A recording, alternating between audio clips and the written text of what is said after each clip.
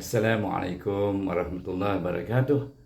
Bismillahirrahmanirrahim. Selamat berjumpa lagi dalam program kita iaitu belajar membaca Al-Quran langsung dari Al-Quran, iaitu daripada ayat-ayat Quran. Pada permulaan ini kita akan belajar daripada surah lazim, iaitu surah pendek-pendek, kerana ia berguna untuk mereka yang baru belajar mengaji atau membaca Al-Quran untuk dibaca dalam solat, iaitu sebagai surah yang disunatkan selepas membaca surah rukun, iaitu surah Al-Fatihah.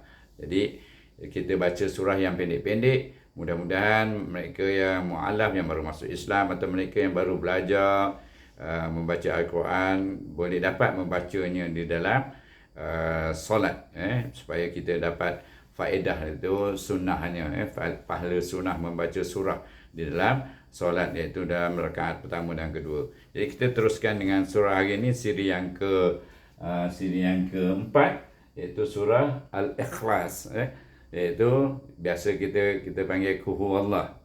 Baik.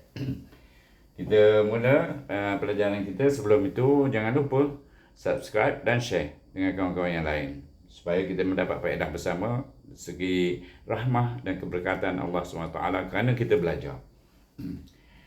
Bismillahirrahmanirrahim. Baik. Kita perhatikan ayat yang pertama di dalam surah Al-Ikhlas, iaitu terdapat 4 kalimah di sini. Kalimah yang pertama ialah kaf baris di depan dimatikan dengan huruf lam, bunyinya qul. Ingat bahawa huruf kaf itu adalah huruf isti'la, iaitu dia berada di pangkal lidah, dan bila kita menyebutnya dia akan terangkat pangkal lidah, jadi bunyinya qul, jangan bunyi kul. Kul itu kaf, ni qaf, itu terangkat pangkal lidah. Kemudian kalimah yang kedua huwa, jadi ha baris depan, huwa baris di atas. Huwa jangan panjang, jangan dipanjang-panjang atau didengungkan, iaitu itu sebab kita belajar direct terus pada ayat Quran, bunyinya waw baris di atas huwa, bunyi huwa. Baik. Waw di sini pula tak boleh baca waw saja, kerana dia bertemu dengan alif lam samsyah yang kita kena idghamkan dia dengan huruf lam di sini. Dan kita juga guna hukum al-jalalah, di mana selepas nama Allah, sebelum nama Allah baris di atas, dan kita kena membaca tebal, iaitu lam dibaca tebal dengan 2 harakah. Huwallahu, saya baca bunyi Allah tu 2 harakah, Huwallahu. Kemudian ni ada pergi kepada 3 kalimah, 1, 2, 3, iaitu huwa dengan Allah, jadi huwallahu. Kemudian bersambung dengan kalimah yang keempat, iaitu hamzah baris di atas, kemudian ha baris di atas, bunyi aha. Kemudian dia dal di sini, tanwin, dun, ahadun. Kita bila wakaf kita gunakan hukum qalqalah, iaitu ketika wakaf maka bunyinya ahad, ada lantunan huruf dal, kerana huruf dal adalah huruf qalqalah. Ingat, dan tadi kita belajar, sebelum ni kita belajar al-falaq, huruf qaf jadi huruf qalqalah, jadi dia bila mati bunyi qalqalah. Jadi sini kita baca qul huwallahu ahad. Laju sikit kita baca yang kedua pula, qul huwallahu ahad. Yang mana panjang, iaitu di Allah, wallahu. Dan pastikan jangan baca pendek pula dekat lam ni, baca 2 harakah, jadi bunyinya baru sedap. Sebab dia apabila sebelum nama Allah baris di atas, dia kena baca dengan tebal, bunyinya Allah, wallahu. Baik. Kita pergi kepada ayat yang kedua, bermula dengan nama Allah, dan dia bermula dengan hamzah wasal. Dia bila bermula dengan hamzah wasal, alif lam, bermula dengan alif lam, maka kita kena baca dengan baris di atas, iaitu a. Baik. A di sini ditasydidkan dengan huruf lam di sini, jadi nama Allah ini bunyinya baris atas, Allah, tebal, baca dengan tebal, baca dengan tebal lam tu, kemudian 2 harakat, Allahu. Baik. Ha baris depan bunyinya hu. Kita kita dah jumpa ni, sini pun hu, sini pun hu. Jadi dia bertemu dengan apa tu? Bertemu dengan alif lam samsiah, iaitu huruf sad adalah huruf samsiah, maka kita kena baca dengan idgham samsi. Apa yang kita nak idghamkan? Huruf ha baris depan ini dengan huruf sad. Jadi bunyinya hus. Allahus, sa baris sad baris di atas bunyi sa, kemudian mim baris di atas bunyi ma, kemudian dal baris depan bunyi du, as-samadu. Tetapi bila kita wakaf, kita gunakan hukum qalqalah kubra, kita sukunkan huruf dal itu, jadi bunyinya Allahus samad. Allahus samad. Dapat? Iaitu kita pergi pula ayat yang ketiga. Terdapat juga 4 kalimah. Kalimah yang pertama, lam baris di atas bunyi la, dimatikan dengan mim bunyi lam. Dan ingat, mim mati adalah hukum mim mati dibaca dengan izhar syafawi. Jadi bunyinya lam. Terus mim itu tutup mulut, bila dia mati terus tutup. Lam, baru buka balik semula mulut kita untuk kalimah yang kedua. Ya baris di atas ya. Kemudian lam baris di atas bunyi la, tetapi dia mati dengan huruf dal. Balik. Apabila huruf dal mati di tengah-tengah kalimah, dia juga menjadi, kita kena hukum qalqalah, tetapi baca qalqalahnya dengan sughra, iaitu dengan lebih rendah daripada qalqalah kubra. Tarafnya lebih rendah, iaitu lam yalid. Terus kita lam yalid wa lam yalid wa lam. Jadi sughra. Bila kita baca dengan betul, dia automatik akan menjadi sughra. Dia tak boleh melantung kuat, melainkan kita berhenti kat situ. Lam yalid, lam yalid, iaitu lam yalid wa lam yulad. Itu barisnya ialah baris lam yalid, baris bawah ni. Baris bawah lam yalid. Okey. Lam yalid wa lam yulad. Sini wa baris atas sama juga, lam dimati dengan mim sama dengan sini, cuma tambah aja waw, walam. Jadi lam yalid walam, kemudian yu baris depan dengan waw di sini sukun, maka kita baca dengan mat asli yu 2 harakat, kemudian lam di sini dengan dal yang mati.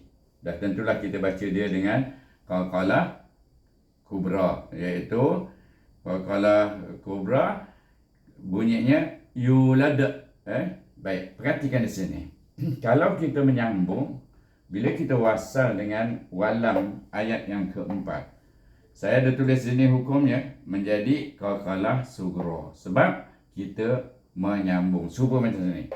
Yalid bertemu dengan waw sana di tengah-tengah kalimah, dia akan jadi qalqalah sughra. Sini pun kalau sambung yulad walam, yulad walam, maknanya kita juga akan membaca dengan qalqalah sughra, melainkan kita wakaf, barulah kita baca dengan qalqalah kubra. Baik, kita baca lam yalid walam yulad. Lam yalid walam yulad. Baik, bila kita laju, memang dia lid tu bunyi, dal tu bunyinya sughra, perlahan sikit, kelantunan ni perlahan. Baik, kita pergi ayat yang keempat. Terdapat 1, 2, 3, 4, 5 kalimah.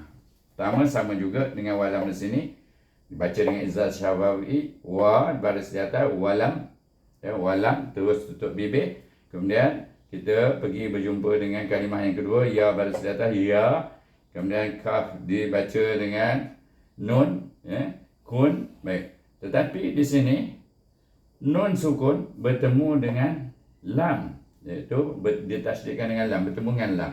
Jadi kita baca idgham bila gunnah.